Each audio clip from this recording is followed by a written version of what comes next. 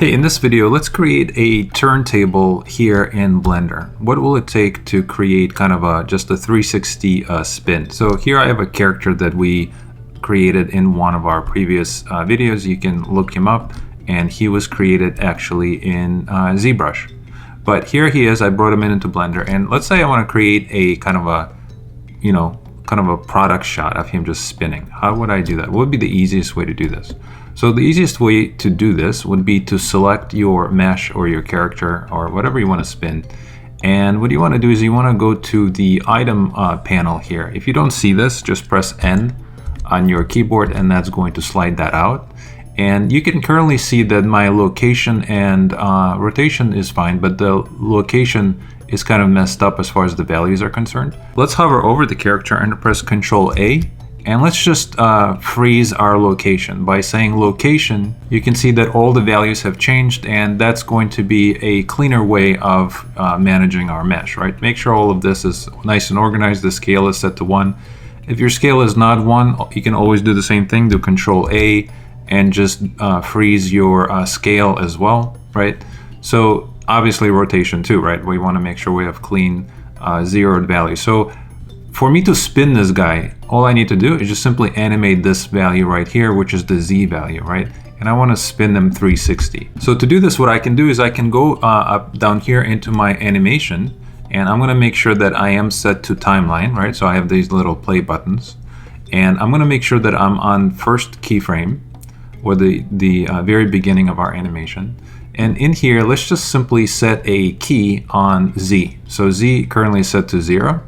I'm going to right click and say insert keyframes. All right, you can see a little yellow keyframe has appeared. Now what I'm going to do is, let's say I want to go to frame 100, and that's going to be the length of my animation.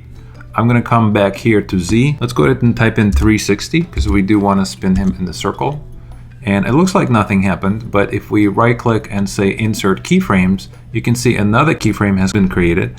And now if we drag our slider, we can see that the character is indeed spinning in place, which is great.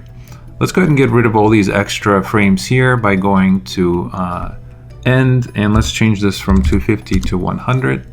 And now if I press play, I should see, you should see your character spin around. Now if you are noticing that he's not spinning at the same rate, he's kind of easing in and easing out, let's do this. Let's right click on our keyframe, go into interpolation mode, and in here just switch this to linear. And now if you press play once again, you should see him spinning at a consistent rate. Now he might do a little tiny pause at the very end, and that's because frames 0 and 100 are repeating. So technically, if you want to have a seamless loop, you want to switch this to 99, right? So you don't have the same keyframe repeating twice. And now if I press play, he should seamlessly spin without any kind of hiccups or delays. All right, so how do we actually render this out into an animation? So to do this, the first thing you want to do is set up your camera. So click on camera and make sure that he's positioned the way you like it. So in my case, let me change camera. Let me lock this up actually. And I'm going to position him somewhere in the middle here. And now if I press play, I can see this is going to be the window, and that's going to be the final animation, right? If I wanted to control the size and resolution, I can always jump into output, and here are the values for that. If you want to render this out as a movie, you can choose movie and do MPEG video or anything else you like. If you want to do an image sequence, right? If you want to bring this into maybe Adobe After Effects or Adobe Premiere, or just maybe you have a really long animation and you want to make sure your computer doesn't crash, rendering out a PNG sequence is the best way to go. So to do that, just simply choose your output folder, leave this on PNG, and if you come up here, instead of saying render image, you can just say render animation. And essentially what that's going to do is render out right here. You can see the frame range from 1 to 99. So it's going to give you 99 PNG images. I strongly suggest before rendering out the entire animation, you could just simply do a render image. Just make sure you like the lighting and everything else. Currently, we didn't set up the lights for this. That's not really the tutorial, but I just wanted to show you the actual process of creating a turntable.